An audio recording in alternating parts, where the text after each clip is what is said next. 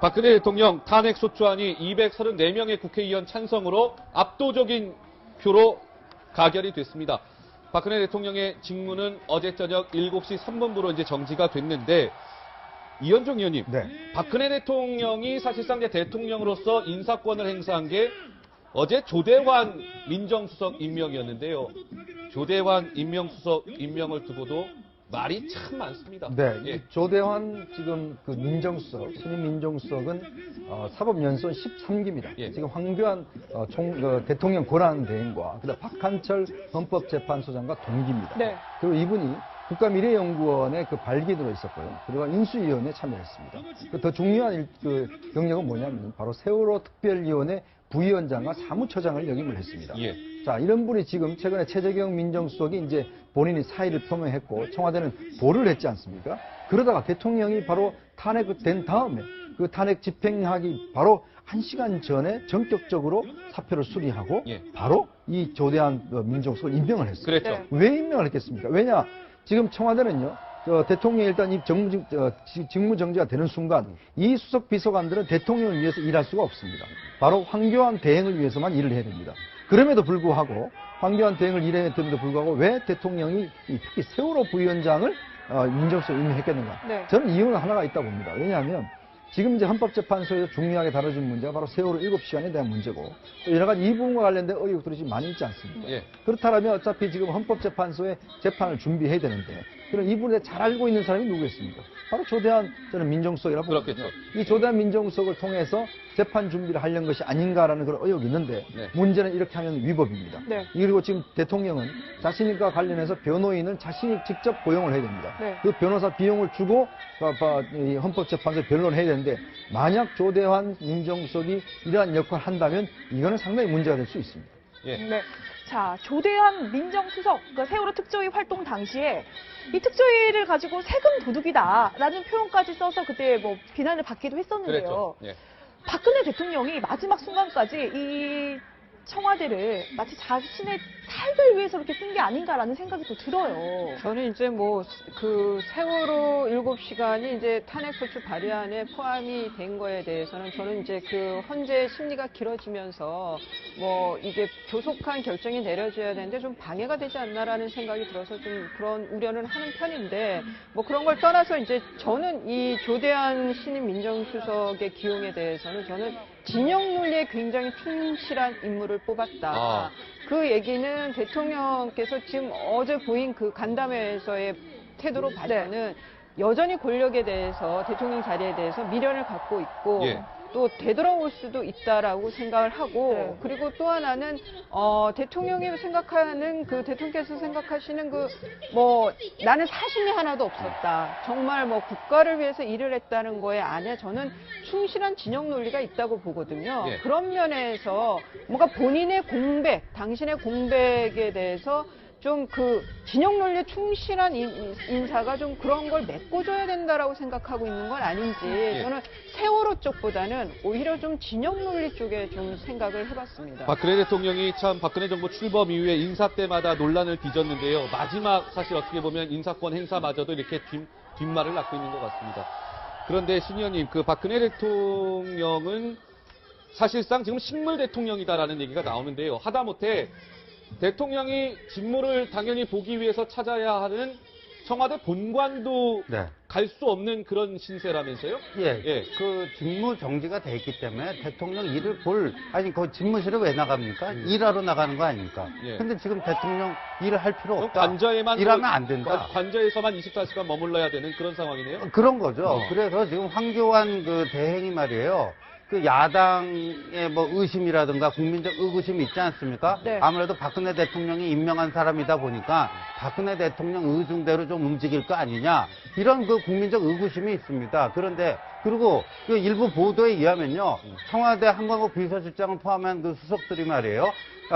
박근혜 대통령이 탄핵이 됐지만 그래도 대통령의 신분은 유지되는 거니까 뭐 보고를 어떻게 해야 될지 고민하고 있다는데 이거 자체가 정말 웃기는 얘기거든요. 보고는 무슨 보고를 합니까? 예. 아니 그 청와대 수석비서관 회의 그 한 내용을 보고를 하는데 그 있을 수가 없는 일이에요. 박근혜 대통령 직무가 정지된 상태입니다. 그러니까 어떤 그 어저께 신임 민정수석을 통해서 영향력을 행사하려고 그런다든가 그런 거는 황교안 대행이 철저하게 차단을 시켜야 됩니다. 예. 그리고 혹시라도 청와대 비서실장 내지는 일부 수석이 그런 움직임을 보이면요. 예. 거기에 대해서 그 사람들을 무능하게 경고하고 심지어 필요하면 견책을 해야 되는 거예요. 그 부분을 황교안 총리가 분명히 의사표명을 할 필요가 있겠다 이런 생각이 드네요. 예. 지금 안 그래도 저 야당에서 왜 황교안 총리 탄핵할 수 있다 뭐 이런 얘기가 나왔었잖아요. 며칠 전까지. 만약 황교안 총리 그 권한 대행이 대통령에게 무슨 보고를 한다든가 대통령과 어떤 뭐 상의를 한다든가 뭐 이런 일이 벌어진다고 하면 야당에게 얼마나 좋은 빌미를 제공할 수가 있어요. 저는 그런 면에서 황교안 권한 대행이 본인의 직분에 대해서 좀 철저하게 인식을 하고 뭐 본인 입장에서는 대통령에게 그렇게 하는 게 배신으로 느껴질지는 몰라도 지금 나라가 중요한 거니까 그럼요. 예, 황교안 권한 대행이 좀 저는 가릴 건 가리고 좀 못 자르시지 자를 거는 잘라야 될 걸로 보입니다. 네. 저는요, 어제 혹시나 대통령이 국민 앞에 나올까, 혹시나 기대를 했는데, 역시나 국무회의에서 본인이 하고 싶은 말만 하고 자리를 떴거든요. 근데 지금 오늘 촛불 민심, 그래서 더 화가 난 게 아닌가. 즉각 내려와라 이런 거 아니겠습니까? 박근혜 대통령이 탄핵을 당하면 여러 가지 예우를 다 박탈당하잖아요. 네.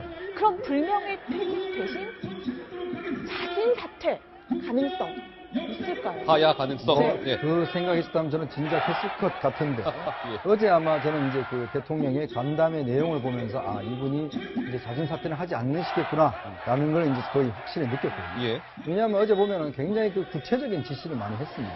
그다음 뭐 에너지 문제 등등 관련해서 여러 가지 문제에 대해서 사실은 대통령이 지시를 많이 했는데 그만큼 대통령에 대한 미련이 일단 많다라는 것을 인정하는 것이고요. 네. 자, 그리고 대통령이 뭐라고 그랬습니까? 3차 담화 때 기자들이 막 질문을 하니까 앞으로 구체적으로 뭔가 질문을 받겠다라는 이야기를 한번 했지 않습니까? 예, 예. 근데 지금 보면 1차, 2차, 3차의 모든 대통령 담화가 보면 거의 대부분 거짓으로 드러나고 있잖아요. 네. 그러니까 검찰 수사 받겠다고 했는데 검찰 수사 받았습니까? 안 안 받았죠. 받았죠. 예. 자, 기자들하고 그러면 일문일답 하겠다고 했는데 했습니까? 안 했죠. 네. 자, 최순실이 그러면 자신의 초기에만 했다 했는데 사실이 지금 드러났지 않습니까? 예. 아닌 걸 드러났잖아요.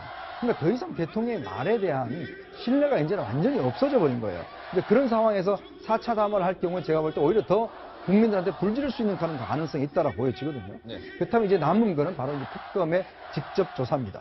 자, 그럼 여기 특검이 얼마만큼 대통령에 대해서 구체할 것인지 아마 대통령은 지금 관저에 있어도 꽤 말풀 겁니다. 왜냐하면 이 조사가 아마 조만간 이루어질 걸로 보는데 네. 이 조사에 대해서 구체적인 이제 진술을 아마 해야 될 겁니다. 특검도 아마 이걸 그냥 넘어갈 수는 없거든요. 예. 그렇다면 저는 이제 이 문제가 보면 우리가 오늘 이제 새롭게 한상훈 이제 재판 이야기했지만 조리장, 네. 조리장의 어떤 증언을 이야기했지만 지금 특검에서 보면 대통령이 가지고 있는 여러 가지 지금 증거들에 대해서 아마 특검이 조금씩 국민들한테 좀 공개할 가능성이 있어요. 아, 예. 그러니까 정호성 비서관의 전화 통화 내용이라든지 뭐 이런 것들 공개하고 안종범 예. 수석 비서관의 그 내용이라든지 공개할 가능성이 있는데 만약에 그 공개해서 정말 내용이 너무나 리얼한 게 나온다면 정말 대통령이 어떻게 또 버티실까라는 그런 또 우려도 해봅니다. 예, 뭐 이제 시간이 점점 다 돼가고 있는데 신 의원님 어떻게 보세요? 지금 이제 조기 대선은 사실 이제 기정사실화 된 것 같은데 뭐 벚꽃 대선이냐, 폭염 대선이냐 이제 헌재가 어떻게 판단하느냐의 몫인 것 같습니다.